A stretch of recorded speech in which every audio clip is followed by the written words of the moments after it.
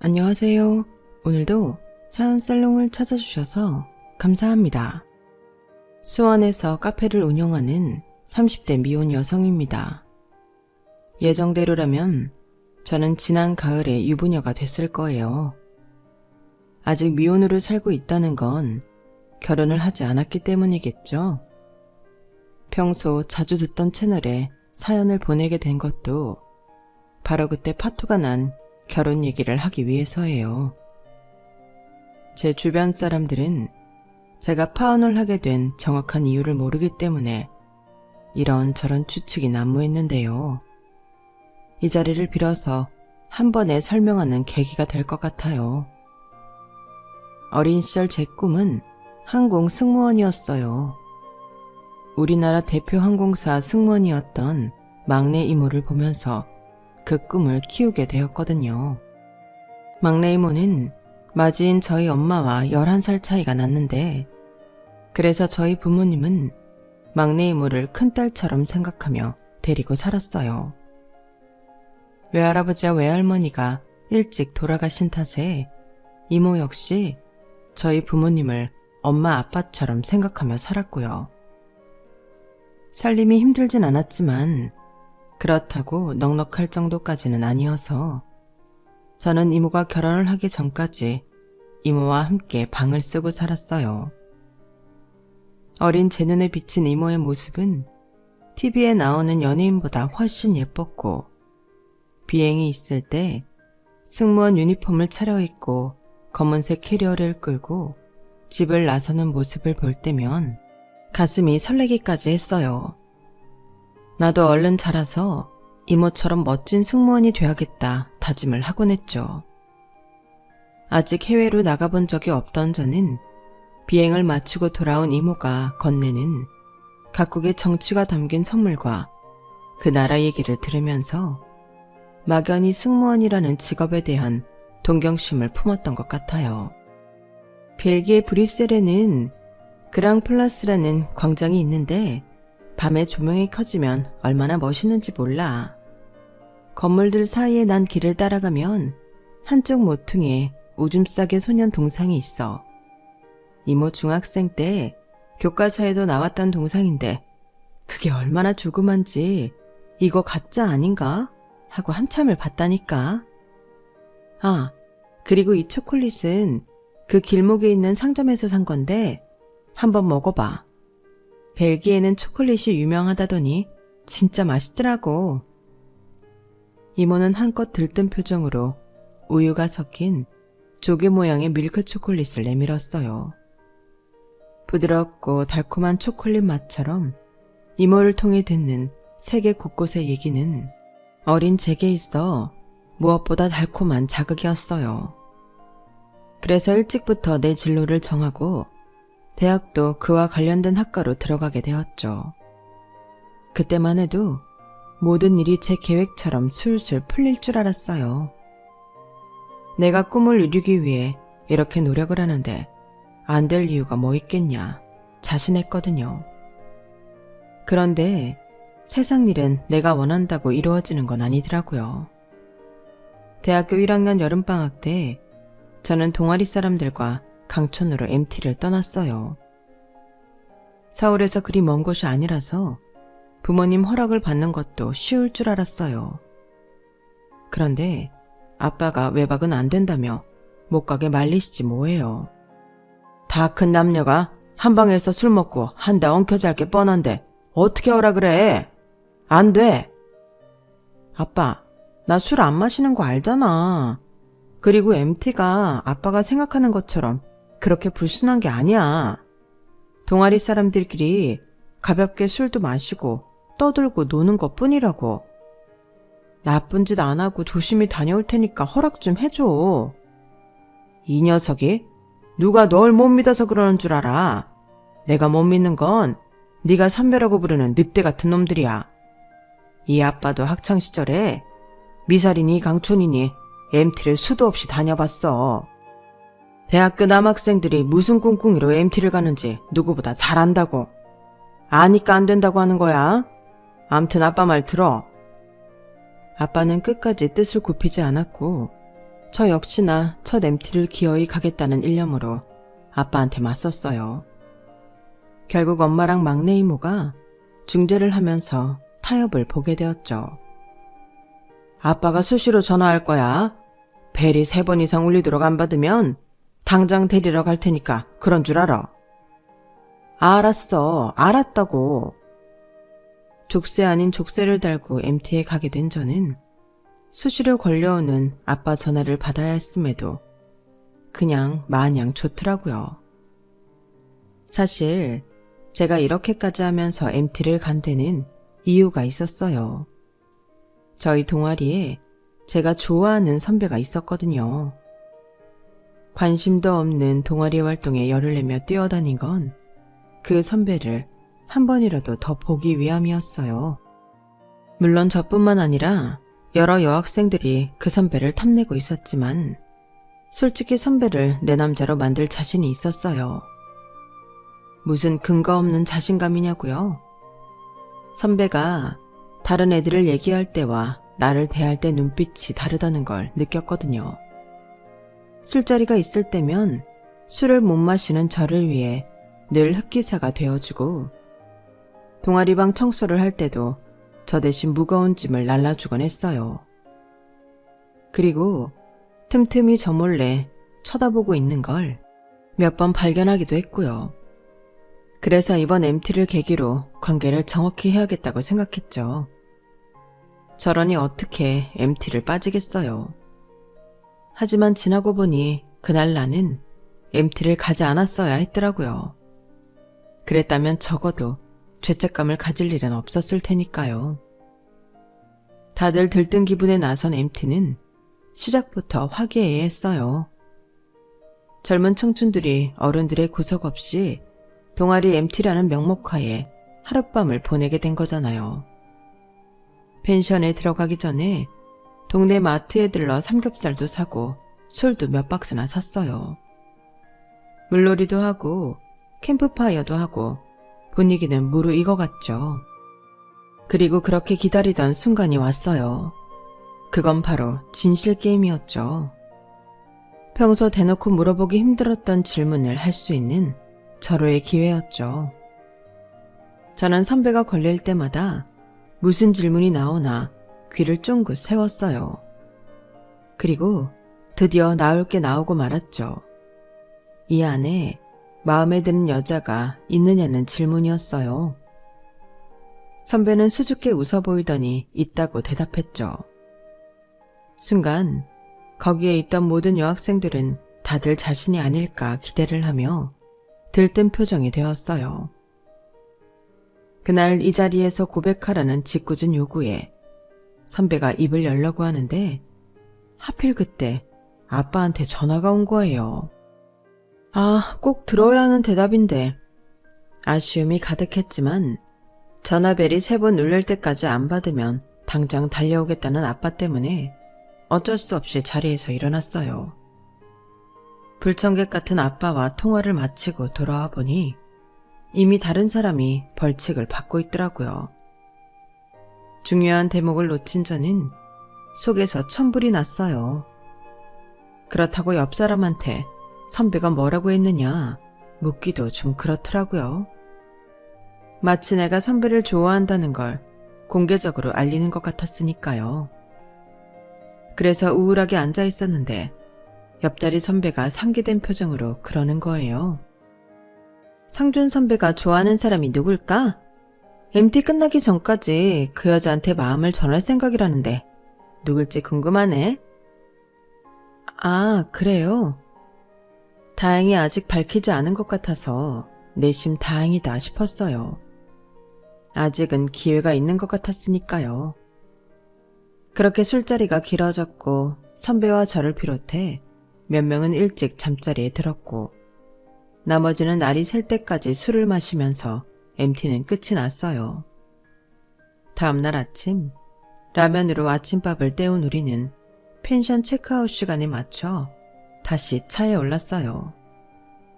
그때까지도 선배는 자신이 마음에 둔 여자한테 고백을 하지 않은 상태였죠. 다들 말은 안 했지만 속으로는 애를 태우는 것 같더라고요.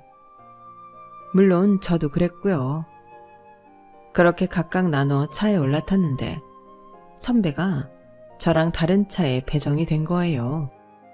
서울까지 가는 동안 선배랑 얘기라도 해볼까 했는데 망했다 싶었죠. 그런데 막상 차에 올라보니 선배가 저희 차에 떡하니 타있지 뭐예요. 순간 저도 반가운 표정을 감추지 못해서 바보같이 선배한테 속을 들켜버렸지 뭐예요. 하지만 오히려 그 덕분에 선배랑 나란히 앉아서 올 수 있었으니 꼭 나쁜 것만은 아니었어요. 한참을 달려가다가 운전을 하던 선배가 화장실이 급하다며 중간에 차를 세우는 바람에 잠시 차에서 내릴 수 있었어요. 저는 뒷자리 조수석 뒤에 앉았었고 선배는 가운데 자리에 앉았었는데 키도 큰 사람이 가운데 쭈그려 앉아있는 게 마음에 걸려서 제가 자리를 바꿔주겠다고 했어요. 그렇게 자리를 재정비하고 다시 출발을 했어요. 운전을 하는 선배가 졸리지 않도록 연신 신나는 댄스곡을 틀어놓아서 차 안은 시끌시끌했어요. 그래서 서로 대화를 하려면 귓속말을 해야 할 정도였죠. 저랑 선배도 그렇게 대화를 이어갔는데 갑자기 선배가 뭔가 할 말이 있는 사람처럼 뜸을 들이다가 제 귀에 대고 그러는 거예요. 혹시 사귀는 사람 있냐고요.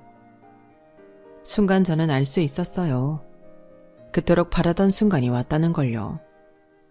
저는 고개를 저으며 없다고 답했고 그 대답에 선배는 안도하는 표정이더라고요. 그리곤 결심이 선 듯 제 귀에 대고 말을 하려는데 순간 앞자리에 앉은 선배들의 외마디 비명이 들리고는 쾅 하는 소리와 함께 차가 심하게 흔들리고 차 안은 아수라장이 됐어요. 잠시 뒤 정신을 차려보니 차가 한쪽으로 심하게 넘어가 있더라고요.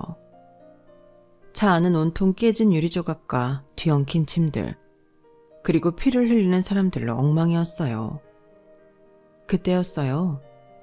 제 몸 밑에 깔려있던 선배가 그러는 거예요. 나은아, 괜찮니? 이제 정신이 들어? 선배 목소리에 내 밑에 깔린 선배를 보고는 저는 패닉 상태에 빠져버렸어요. 선배는 얼굴이 온통 피투성이가 돼서는 팔인지 다리인지 뼈가 훤히 보일 정도로 심하게 다쳐 있었거든요. 그 모습에 대답도 못하고 울먹이며 버벅거리고 있는데 선배가 힘겹게 말을 이어갔어요. 나은아, 울지 마. 괜찮아. 다 괜찮을 거야. 어디 다친 데는 없어? 팔이랑 다리는 다 움직여져. 제가 고개를 끄덕이자 선배는 안심이 되는지 다행이라고 말했어요. 네가 아니라 내가 이 자리에 앉아서 다행이다. 울지 말고 곧 우리 구하러 사람들이 올 테니까 겁먹지 마. 다 괜찮을 거야. 나은아, 나은아. 선배는 뭔가 감지했는지 흐느끼는 목소리로 말을 이어갔어요. 아무래도 나 못 버틸 것 같아. 내가 너 많이 좋아해. 거기까지 말을 하던 선배는 결국 말을 끝마치지 못한 채 세상을 떠났어요. 그날 사고로 조수석에 앉았던 여자 선배와 제 옆자리에 앉았던 선배가 세상을 떠났어요. 중앙선을 침범한 트럭 기사도 함께요. 그토록 기다렸던 고백을 채 듣기도 전에 제 인생은 처참하게 망가져 버렸어요. 선배의 죽음이 마치 제 탓인 것처럼 느껴졌거든요. 중간에 제가 자리를 바꿔주지 않았다면 선배가 아닌 제가 죽었을 거라는 생각이 머릿속에서 지워지지 않았어요. 마치 내가 선배를 죽인 것 같아서 너무 미안하고 선배와 선배 부모님께 죄송해서 선배 장례식에도 갈 수가 없었죠. 그날 다친 상처는 경미했지만 마음의 상처는 평생 지워지지 않을 정도로 컸어요. 트라우마 때문에 학교를 그만둘 정도로요. 부모님께서는 자퇴보다는 휴학을 권하셨지만 그런다고 다시 학교에 돌아갈 수 있을 것 같지 않았어요. 선배와 함께했던 교정 곳곳을 온전히 걸어다닐 용기가 나지 않았거든요.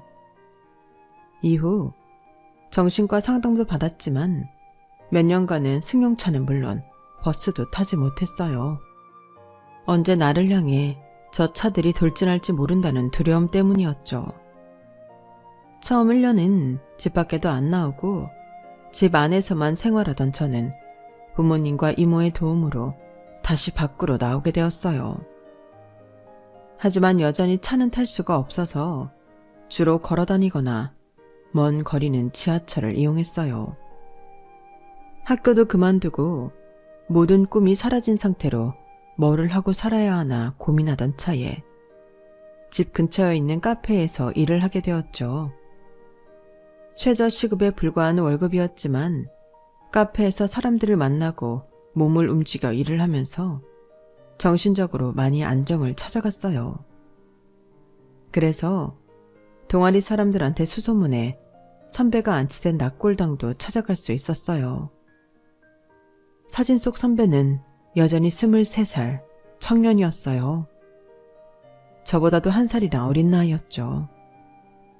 낙골당에 찾아가겠다 마음을 먹을 때만 해도 많이 울게 될 줄 알았는데 막상 가보니 가슴이 따뜻해지더라고요. 선배, 나 선배 덕분에 살았잖아. 그래서 남은 내 인생은 선배가 준 선물이라고 생각하려고. 나 잘 살 거야. 다시는 방구석에 틀어박혀 자책하지도 않을 거고. 선배에 대한 죄책감으로 내 인생을 망가뜨리지도 않을 거야. 그래도 되지? 미안하고 고마워. 그리고 나도 선배 많이 좋아했어.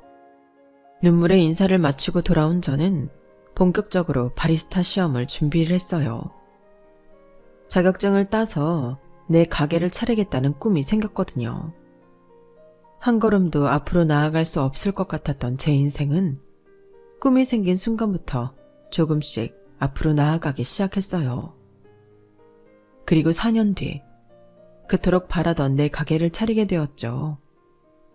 제가 가진 돈에 부모님 도움과 은행 돈이 더해 만들어진 거였지만요. 상권이 좋아서 그런지 장사는 부침없이 꾸준하게 매출이 나왔어요. 부모님께 빌린 돈도 갚고 은행 돈도 다 갚을 수 있을 정도로요. 그렇게 10년을 가게에 갇혀 일만 하며 살다 보니 잠시라도 머리를 식히고 싶다는 생각이 들더라고요. 마침 그때 막내 이모가 스케줄이 빈다며 함께 치앙마이로 여행을 가자고 하더라고요. 이모부가 저랑 여행 다녀오라고 여행 자금도 대줬다며 저는 몸만 오라고 설득하는 통에 못 이기는 척 그러겠다고 했죠. 그런데 하필 여행을 며칠 앞두고 이모 스케줄에 변동이 생긴 거예요. 나은아 어쩌니?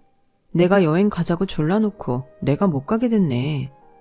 그래도 호텔이랑 항공권은 다 예약해둔 거니까 너라도 가라.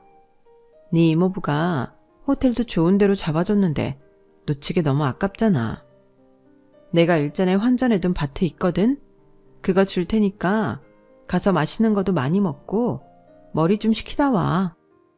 이모는 제게 바트를 건네며 가볼 만한 곳이랑 맛집, 괜찮은 카페 등을 알려주었어요. 그렇게 저는 혼자 치앙마이로 향하게 되었고 그 항공기 안에서 한 남자를 만나게 되었어요. 이후 저와 혼담이 오고 가게 될 그 남자를요. 제 자리는 복도 쪽 자리였고 남자는 창가 자리였어요. 화장실에 갈 걸 생각해서 일부러 복도 쪽 자리를 선택한 거였는데 막상 창밖에 멋진 풍경이 펼쳐지는 걸 보니 후회가 되더라고요. 멋진 풍경에 홀려 비어있는 가운데 자리에 손을 짚고 밖을 쳐다보는데 창가 자리 남자가 그러는 거예요. 자리 바꿔드릴까요? 그 말에 순간 잊었던 예전의 기억이 떠올랐어요. 내가 자리를 바꿔주는 바람에 나 대신 세상을 떠난 선배도 떠올랐고요. 그러자 나도 모르게 온몸이 덜덜 떨리고 호흡이 빨라지기 시작했어요. 괜찮아진 줄 알았는데 비슷한 상황이 생기니 또다시 오래전 그 일에 속수무책으로 당하게 된 거죠. 그러자 남자는 제 손을 잡아주며 그러는 거예요. 괜찮으세요? 저 좀 보세요. 아무 일 없어요. 다 괜찮다고요. 제 눈을 바라보며 따뜻한 목소리로 말하는 남자 덕분에 저는 진정을 할 수 있었어요. 그리곤 왜 그랬는지 모르겠지만 지난날 있었던 사고 얘기를 남자한테 털어놓고 말았어요. 한 번 보고 안 봐도 되는 사이라서 오히려 부담 없이 얘기할 수 있었는지도 모르겠네요. 엄마랑 이모한테도 하지 못했던 얘기를 난생 처음 보는 남자한테 하다니 얘기를 하는 와중에도 이런 상황이 신기하더라고요. 그날의 인연으로 남자와 저는 여행지에서 만나 밥도 먹고 함께 야시장을 돌기도 했어요. 숙소가 달랐던 탓에 헤어질 땐 남자가 제 숙소까지 바래다 주곤 했고요. 그렇게 일주일 가깝게 낯선 도시에서 함께 시간을 보낸 우리는 서울에 돌아와서도 연락을 이어갔고 그러다 얼마 뒤부터 사귀게 되었어요. 제가 나이는 30대가 되었지만 연애는 처음이라서 막내 이모한테 종종 연애 상담을 하곤 했는데 하루는 이모가 그러더라고요. 난 그 사람이 죽을 죄를 지은 것만 아니라면 네 신랑감으로 찬성이다. 우리 나은이를 다시 웃게 만든 사람이잖아. 그러니 용서 못할 게 뭐 있겠어. 물론 유부남이라거나 양다리를 걸치는 거라든가 살인이나 도박, 사기를 친 놈이라면 얘긴 달라지겠지만 그런 거 아니면 다 오케이야. 이모도 참 내가 언제 결혼하겠대. 그 사람 나보다 4살 연하야. 그쪽에서도 결혼까진 생각 안 할 거라고. 얘는 요즘 연상연하 커플이 흠이 되는 줄 아니? 네 이모부도 나보다 2살 연하인 거 몰라? 살아보면 그런 거 아무 상관없어. 남자는 나이가 많건 적건 살아보면 다 애 같으니까. 이모 말에 용기를 얻은 건 아니지만 반년 넘게 만나다 보니 이런 남자라면 평생을 함께해도 괜찮겠다는 확신이 들긴 하더라고요. 책임감도 강하고 자기 일에 대한 자부심도 강했거든요. 나이가 어리다고 제 앞에서 어리광을 부리거나 데이트 비용을 떠넘기거나 하는 짓도 하지 않았고요. 그래서 이렇게 연애를 하다가 어느 순간 결혼 얘기가 나오면 그대로 결혼을 해야겠다고 마음을 정하고 있었어요. 그리고 그날이 오기까지는 그리 오래 걸리지 않았어요. 1년 가까이 연애를 이어오던 어느 날 남자가 자기 친구 결혼식에 같이 가자고 하더라고요. 그간 만나는 동안 자기 친구들을 소개시켜준 적이 없어서 내심 내가 나이가 많아서 창피한 건가 생각했었는데 그건 아닌 것 같아서 다행이다 싶더라고요. 그래서 흔쾌히 가겠다고 했죠. 남자와 내가 4살 차이가 나긴 하지만 친구들은 자신보다 더 어린 여자랑 사귀는 게 보편적이라서 막상 식장에 가보니 다들 어린 여자친구들을 데리고 왔더라고요. 심지어 대학교 신입생인 여자친구를 데려온 친구도 있었어요. 그렇다 보니 상대적으로 제가 너무 늙어 보이더라고요. 모처럼 애인의 친구 결혼식에 간다고 해서 이모가 빌려준 명품 백에 명품 구두까지 신고 갔더니 더더욱 그 자리에 온 다른 여자친구들과 제가 비교가 되긴 했어요. 필요한 자리에서 한 친구는 대놓고 그런 소리를 하더라고요. 재훈이 여자친구분은 나이가 있어서 그런가? 확실히 젊은 애들이랑은 다르네요. 부티가 좌르르 흐른달까? 누님, 앞으로 잘 부탁드립니다. 그때는 그 말을 그저 웃어 넘겼는데 나중에 가서야 그 말엔 다른 의미가 있었다는 걸 알 수 있었어요. 결혼식 이후 남자는 저를 자기 친구들 모임에 종종 데리고 나갔어요. 마치 친구들 앞에서 저를 과시하는 듯한 표정으로요. 다들 예쁘고 어린 여자친구들이 있는데 나 같은 나이 든 여자가 뭐 그리 자랑스러울까 생각을 하면서도 기분은 나쁘지 않더라고요. 내 남자가 나를 자랑스럽게 생각한다는 게 은근히 자존감이 올라가는 일이니까요. 그래도 몇 번 만나봤다고 남자의 친구들도 제가 편했는지 커플 여행을 제의하기도 했어요. 하지만 가게를 오래 비울 수 없어서 매번 거절을 했죠. 그런데 갑자기 친구 하나가 그러는 거예요. 누님, 신혼여행은 어디로 갈 거예요? 유럽? 아니면 세계여행? 네? 신혼여행이라뇨? 에이, 다 아는데 왜 이러세요? 재훈이 녀석은 이미 누님이랑 결혼할 생각에 2세 계획까지 세우고 있던데? 뭐야, 아직 재훈이한테 프로포즈 못 받은 거예요? 아, 새끼. 우리 누님 서운하게 아직 프로포즈도 안 했냐? 누님, 재훈이한텐 제가 이 말한 거 비밀이에요. 녀석이 프로포즈 제대로 하려고 준비하는 중인지도 모르니까. 남자는 그동안 저 모르게 친구들 앞에서는 저와의 결혼을 기정사실화했던 모양이었어요. 안 그래도 결혼에 대해 별 말이 없길래 조금씩 조바심이 나기 시작했는데 다행이다 싶더군요. 그리고 얼마 뒤 남자는 야경이 멋진 근사한 루프탑으로 저를 데리고 갔어요. 그리고는 커다란 보석이 박힌 반지를 내밀며 그동안 준비했던 프로포즈를 하더라고요. 비록 지금은 가짜 다이아지만 앞으로 10년 뒤엔 진짜 다이아로 바꿔줄게. 나 믿고 결혼해줄래? 아직 사회초년생이라서 학자금 대출 갚으랴 각종 세금에 생활비까지 하려면 빠듯한 실정인걸 제가 왜 모르겠어요. 그래서 반지에는 불만이 없었어요. 되려 가짜 보석이 박힌 반지를 내밀며 10년 뒤를 기약하는 패기가 귀엽기도 하고 당당해 보여서 좋더라고요. 그래서 얼른 승낙을 했죠. 그때가 사귄 지 1년 3개월쯤 되던 시점이었으니까 연애 기간으로는 적당하다 생각했어요. 제가 4살 많은 탓에 출산 시기를 생각해도 더 늦으면 안 될 것 같았고요. 결혼을 하겠다는 말에 저희 집에서는 쌍수 들고 환영하는 분위기였어요. 막내 이모부는 제 남편감을 자기가 한번 만나봐야겠다며 마치 큰오빠 같은 깐깐함도 보였고요. 나은아, 남자는 남자가 봐야 정확해.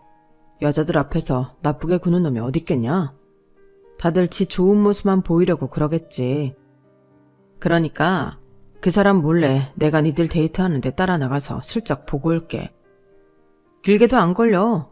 한 10분? 아니, 5분만 봐도 어떤 사람인지 알 수 있어. 어때? 이모부 한번 믿어보지 않을래? 그래, 나은아. 네 이모부한테 한번 맡겨봐봐. 이 사람 다른 건 몰라도 사람 하나는 기가 막히게 본다니까. 이혼 전문 변호사라 그런지 그런 쪽으론 용하다는 무당도 뺨칠걸? 아이, 당신은 잘 나가다가 이혼 전문 변호사가 뭐야. 조카가 날 이상하게 볼 거 아니야. 많은 의뢰 중에 이혼 소송 의뢰가 조금 더 많았을 뿐이야. 그날 이모부는 장난처럼 말을 했지만 결과적으로는 제가 파혼을 하는데 1등 공신이 되셨어요. 아무튼 결혼 얘기가 오가고 저희는 양가 부모님을 찾아뵙고 인사를 했어요. 남자가 저희 부모님을 찾아뵙기로 한 날, 저희 부모님 외에도 이모들과 이모부들까지 총동원이 되었어요. 다들 첫 조카인 제 결혼에 관심이 많으셨거든요. 그 바람에 인원이 많은 관계로 집에서 할 수가 없어서 레스토랑을 예약해야 했어요. 그 비용은 막내 이모부가 내주셨고요. 돈 잘 버는 변호사 이모부, 이럴 때 안 써먹으면 언제 써먹냐며 막내 이모 편에 카드를 보내셨더라고요. 마음껏 긁으라고요. 아쉬운 건 정작 막내 이모부는 돈만 내고 그 자리에 참석을 못했다는 거예요. 중요한 재판 때문에 자리를 비울 수 없어서였죠. 남자는 우르르 몰려와 있는 저희 가족을 보고는 주눅이 들었는지 긴장하는 모습을 보였어요. 하지만 이내 젊은 패기로 당당하게 대답을 하며 저희 부모님께 결혼 허락을 받아냈죠. 덕분에 화기애애한 분위기 속에서 식사를 마칠 수 있었어요. 일주일 뒤 남자의 집에 갔을 때도 별 탈 없이 허락을 받을 수 있었어요. 다만 예비 시어머니께서 저희 나이 차이를 못마땅해 하시긴 했지만요. 엄마, 4살 차이는 궁합도 안 본다잖아요. 나은 씨랑 나 딱 4살 차이니까 걱정 안 하셔도 잘 살 거예요. 이 녀석아, 여자가 연상일 땐 얘기가 다르지. 한두 살도 아니고 4살이나 많으니 난 부끄러워서 참. 뭐 니들이 좋다니까 말리지 않는다만 엄마 입장에선 니들 나이 차이가 걸리는 게 사실이야. 어머님의 뜨뜻미지근한 승낙 때문에 예비 시댁을 나오고도 기분이 한동안 안 좋았어요. TV에 나오는 연상녀 연하남 커플 얘기에 귀가 솔깃해지고 내가 너무 나이 들어 보이는 건 아닌가 외모에 신경도 부쩍 쓰게 되었죠. 그런데 문제는 따로 있었더라고요. 어머님이 따로 연락해 집으로 부르셔서 가봤더니 대뜸 결혼 비용으로 얼마나 될 수 있느냐고 물으시는 거예요. 제가 가진 거 예금이랑 주식까지 정리하면 2억 5천 정도는 마련할 수 있을 것 같아요. 제 딴에는 그리 적은 금액은 아닌 것 같아서 당당하게 말씀드렸는데 어머님 반응은 그게 아니더라고요. 뭐? 고작 2억 5천? 예, 그걸로 서울 시내에서 집은 어떻게 구하고 살림은 어떻게 장만하니? 넌 고작 그 돈 가지고 결혼을 하겠다고 철없는 내 아들을 꼬신 거야? 세상에. 난 네가 그래도 나이가 있으니까 한 4, 5억은 해올 줄 알았다. 그런데 뭐? 2억 5천? 어머님, 제 나이요 30대 초반이에요. 제 또래에 그런 돈을 가진 사람이 얼마나 되겠어요. 2억 5천도 제 주변 또래들보다 많이 모은 편인걸요. 그건 네 생각이고 현실은 다르다는 거다. 생각해봐라. 요즘 전셋집 하나 구할래도 4, 5억은 기본 아니니? 거기다 가전제품은 좀 비싸. 세탁기 하나도 2, 300씩 하는 세상에. 네가 가진 돈으로는 집안 살림 채우는 거 외에 뭘 할 수 있겠니? 그 돈으로는 아무것도 못한다고. 설마 너 네가 여자라고 남들처럼 남자가 집까지 해오길 바라는 건 아니겠지? 그런 거라면 너 잘못 생각하는 거다. 넌 다른 애들이랑 다르잖니. 나이가 우리 아들보다 무려 4살이나 많은데 20대 어린 여자들 결혼 비용만큼 해오겠다고 하면 그건 말이 안 되는 소리지. 생각하면 할수록 열받네. 아니, 내가 왜 이런 걸로 너랑 얼굴 붉히고 싸워야 되니? 네가 네 몫을 제대로 했으면 조용히 끝날 일인걸? 왜 내가 혈압 올려가며 너랑 싸워야 되냐고. 내가 전생에 무슨 죄를 지었길래 너 같은 애를 며느리로 들이게 돼서 이 고생인지. 암튼 최소 4억 이상 안 해오면 난 이 결혼 못 시킨다. 내가 왜 멀쩡한 아들 낳아놓고 돈도 없이 나이만 많은 거지 며느리를 들여야 되니? 내 아들이 뭐가 부족해서 너 같은 여자 만나 고생을 해야 하냐고. 내가 아주... 그때였어요. 목에 핏대까지 세우고 발악을 하시던 어머님이 뒷목을 잡고 쓰러지시더라고요. 제가 얼른 어머님을 끌어안아서 다치시지는 않았지만 그대로 정신을 잃으셔서 119에 전화해 응급실로 달려가야 했어요. 뒤늦게 연락을 받고 달려온 남자는 의료진을 통해 어머님이 무사하다는 소리를 듣고는 안도하더군요. 그리곤 도대체 왜 이렇게 됐는지 물었어요. 어머님이랑 결혼자금 얘기를 하고 있었는데 내가 2억 5천 정도 해오겠다고 했더니 그 돈으론 결혼 못 시키신다고 화를 내시다가 정신을 잃으셨어. 자기야, 어머님이 나보고 4억 이상 안 해오면 결혼 안 시킨다고 하시는데 어쩌지? 엄마도 참. 너무 걱정하지 마. 내가 알아서 잘 말씀드릴게. 생각지도 못한 결혼 자금 때문에 남자 어머님이 쓰러지시자 마음이 무거웠어요. 엄마한테는 말하기 껄끄러워서 막내 이모한테 전화해 그 얘기를 했더니 이모가 더 난리더라고요. 어머어머? 그 아줌마 웃기네? 아니, 네가 15살 어린 남자랑 강제로 결혼하는 것도 아니고 고작 4살 차이 나는 남자랑 결혼하는 건데 무슨 4억이나 바래. 그리고 신혼집은 남자랑 반반 부담해서 하는 게 요즘 추세라는데 왜 너한테 신혼집까지 떠넘기는 거냐고. 그럼 자기네는 자기 아들은 얼마나 해올 건데. 얘 나은아, 이거 그냥 넘길 문제 아니야. 어떻게든 네 시어머니 마음 돌려서 결혼한다고 해도 너를 볼 때마다 그 엄마는 돈 얘기 꺼낼 거야. 마치 못 받은 빚 달라고 닥달하는 사람처럼 굵게 뻔하다고. 그런 거면 이 결혼 아예 시작 않는 게 나을지도 몰라. 너 그 남자 아니면 안 되는 거니? 전화를 끊고 이모가 했던 말을 곰곰이 생각해 봤어요. 이 남자가 아니면 안 되겠냐는 말에 살짝 흔들렸거든요. 신입생 때 선배를 보고 반한 이후로 이 남자 아니면 안 되겠다는 생각을 했었지만 선배를 그렇게 떠나보내고도 저는 이렇게 잘 살고 있잖아요. 앞으로 살면서 끝없이 시어머니와 부딪힌다면 그것처럼 큰 고통도 없을 것 같았어요. 차라리 시작을 않는 게 맞는다는 결론에 이르렀죠. 그래서 파혼을 결심하고 남자한테 연락을 했어요. 할 말이 있으니까 퇴근하고 잠깐 제 가게로 오라고요. 7시가 조금 안 돼서 가게에 도착한 남자는 그날은 자기 엄마가 좀 심했던 것 같다며 대신 서가를 했어요.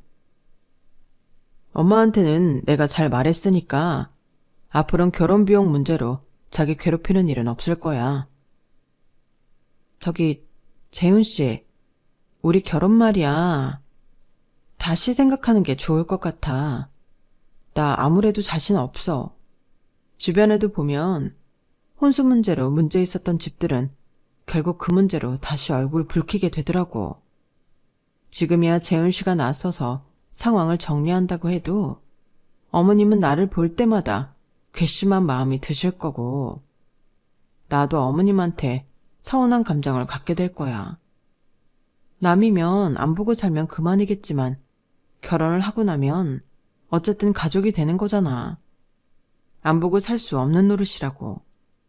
그러니까 우린 여기까지 하는 걸로 하고 헤어지자. 그게 무슨 소리야. 헤어지다니. 절대 안 돼. 난 너 아니면 안 된다고. 엄마는 내가 어떻게든 설득시킬게. 다른 것도 아니고 결혼 비용 때문에 헤어진다는 게 말이 되냐고. 자기는 그깟 돈이 나보다 중요해?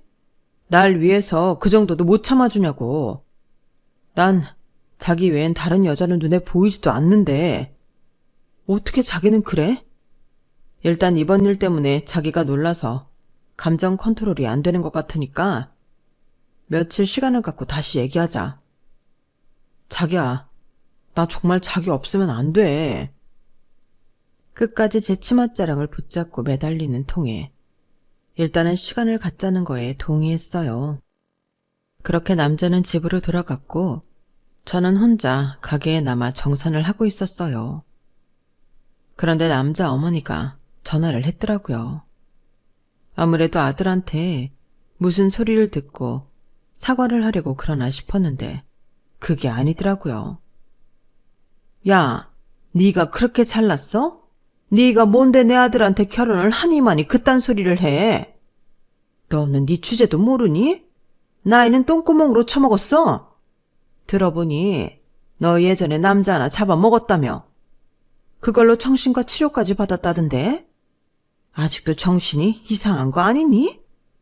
그러지 않고서야 감히 내 아들이랑 결혼하겠다는 게 그깟 돈 몇 푼에 이 지랄을 떤다는 게 말이 안 되잖아. 니네 집도 잘 산다던데 4억이 어디 돈이니? 네가 하룻밤 묵는 호텔 숙소만 해도 기백이 된다던데. 그렇게 쓸 돈 있으면 결혼 자금이나 넉넉히 낼 것이지. 왜 이렇게 궁상을 떨어서 사람 열받게 만드냐고. 그때였어요. 소화기 너머로 남자 목소리가 들리더라고요. 엄마, 지금 뭐 하는 거야? 전화 끊어. 당장 전화 끊으라고. 그리고는 이내 통화가 끊겼어요. 순간 어이가 없어서 헛웃음이 나더라고요. 믿었던 남자였는데 그동안 사귀면서 있었던 일들을 미주알 고주알 자기 엄마한테 떠버려댔던 모양이더라고요. 게다가 나를 남자 잡아먹은 년처럼 말하는데 너무 억울하고 화가 나서 눈물이 다 났어요. 호텔 문제만 해도 그래요. 제가 치앙마이에 갔을 때 이모부가 예약해준 5성급 호텔 스위트룸에 묵었던 건 사실이지만 그 호텔 숙박권은 형부가 선물 받은 상품으로 기간 내에 사용해야 해서 제가 사용했던 거거든요. 아무것도 모르면서 저를 정신 이상자의 사치스러운 여자로 몰아세우다니 정말 너무한 거 아닌가요? 억울한 마음에 불 꺼진 카페에 앉아 넋을 놓고 있었는데 그 사이 휴대폰이 여러 번 울리더라고요. 남자가 전화를 한 줄 알고 안 받았는데 한참 뒤에 보니 막내 이모랑 이모부였어요.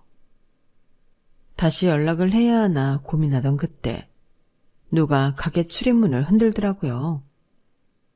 안에서 잠궈놔서 문이 안 열렸거든요.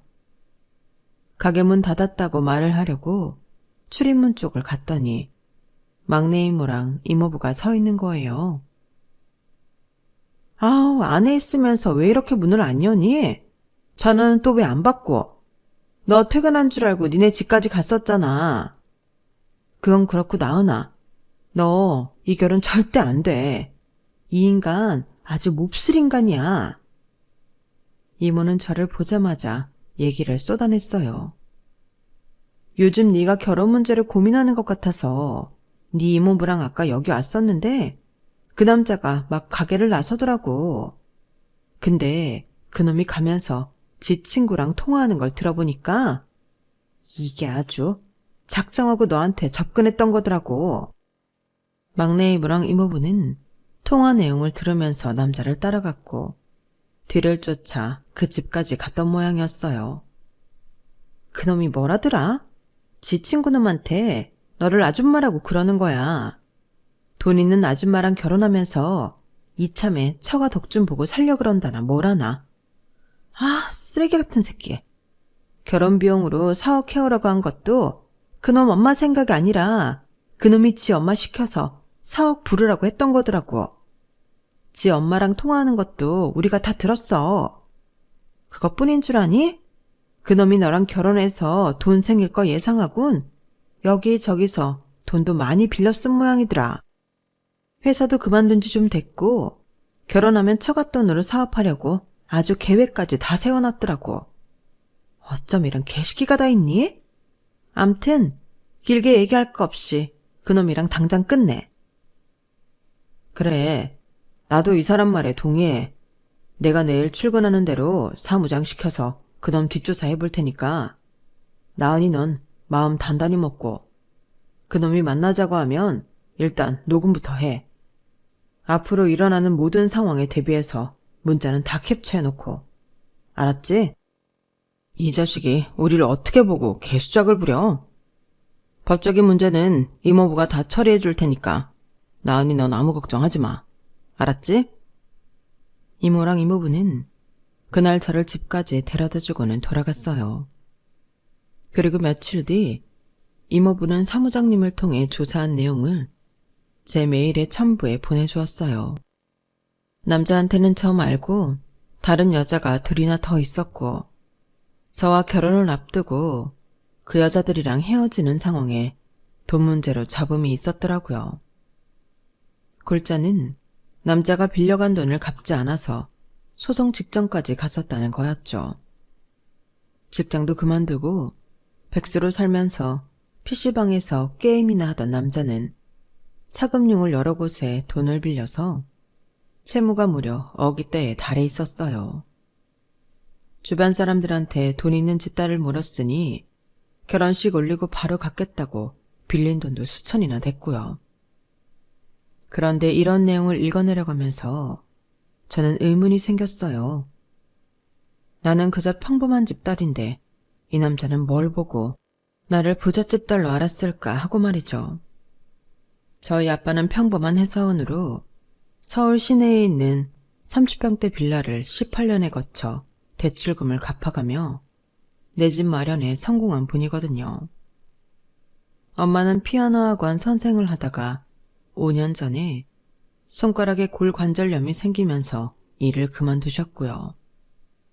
누가 봐도 돈과는 관련이 없는 집인데 도대체 왜 그렇게 본 건지 신기했어요. 그러다가 문득 떠오른 게 하나 있었죠. 남자 어머니랑 통화 중에 들었던 고급 호텔 얘기요. 그러니까 이 남자는 제가 쓰고 입는 거에만 집중을 했던 거였어요. 이모부가 해준 5성급 호텔 스위트룸, 이모가 빌려준 명품 백과 구두, 그리고 우리 집에 인사를 올 때 갔던 고급 레스토랑 등등 돈 냄새 나는 부분만 보고 있었던 거죠.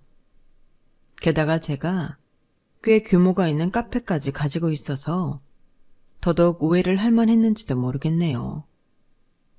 거기까지 생각이 이르니 웃음밖에 안 났어요. 세상에 믿을 놈 하나 없다더니 이렇게 내 뒤통수를 때리는 놈을 만나게 될지 정말 몰랐거든요. 다음날 남자는 정장 차림으로 퇴근 시간에 맞춰 제 가게로 왔어요. 마치 하루 종일 일을 하다 온 사람처럼요. 재훈씨, 어디서 오는 거야? 땡땡 PC방? 아니면 땡땡땡 당구장? 근데 뭐하러 정장까지 차려입고 왔어? 평소 입고 다니던 무릎 나은 추리닝이나 입고 오지. 왜? 직장인처럼 보이고 싶어서 그랬어? 회사 잘린 지 1년 다 돼가잖아. 그 사이 재취업을 했을 리는 만무하고 지금 직장인 코스프레 하는 거야? 나은아, 그게 무슨 소리야? 무슨 소리긴. 네가 하려는 개수작 다 알았으니까 당장 내 앞에서 꺼지란 소리지. 내 말 뜻 못 알아먹겠어? 머리가 그 정도도 안 돌아가니? 내가 한 말은 니네 엄마한테 토시 하나 안 빼먹고 잘 전하더니 상황 파악은 별론가 보구나. 암튼 나는 너처럼 정신 상태가 썩어 빠진 인간이라는 더 엮일 마음 없으니까 돈 많은 아줌마가 인류 로펌의 전화에 제대로 소송 넣기 전에 얼른 꺼져. 당장 내 가게에서 나가라고. 아, 그리고 그동안 네가 우리 가게에서 공짜로 과장한 커피값은 좀 내고 가라. 내가 길바닥에 뿌릴 돈은 있어도 네 놈한테 적선할 돈은 없거든. 네가 일주일에 3-4번씩 찾아왔으니까 주 3일이라고 치고 1년 4개월이니까 총 192회. 짜투리 떨고 내고 190회. 아메리카노 가격이 3,400원이니까 총 64만 6천 원이네? 물론 네가 아메리카노 말고 더 비싼 음료를 마신 적도 있지만 그건 마음 넓은 이 아줌마가 눈 감아줄게. 64만 6천 원 얼른 결제하고 꺼져. 안 그럼 소송 건다. 알지? 우리 이모부 변호사인 거. 내 전화 한 통이면 무슨 소송이든 다 걸어줄 준비돼 있다니까. 어디 한번 까불어봐. 그러자 남자는 서둘러 카드를 꺼내 결제를 하고는 꽁지가 빠지게 도망쳤어요. 그 모습을 보니 그간 저런 놈한테 날린 내 시간과 열정과 돈이 아깝다는 생각이 들더라고요. 이후 그 남자가 얼마나 곤란한 상황에 빠졌는지는 이모부를 통해 전해드릴 수 있었어요. 능력도 안 되면서 여기저기서 돈을 끌어다 쓴 탓에 사채업자들한테 쫓기고 있다고 하더라고요. 아직 젊은 사람이 안 됐다 싶기도 했어요.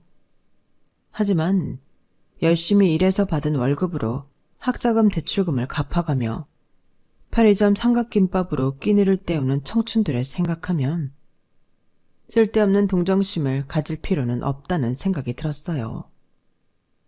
이번 일을 겪으면서 그런 생각이 들더라고요. 굳이 나이가 찼다고 결혼에 급급하기보다는 내 인생을 얼마나 가치 있게 살아갈지 고민하고 노력하는 게 더 낫겠다고 말이죠. 그래야 하늘에 있는 선배한테도 덜 미안할 것 같거든요. 지금까지 제 사연을 들어주셔서 감사합니다. 들어주신 여러분의 하루하루도 보람차시길 바랍니다.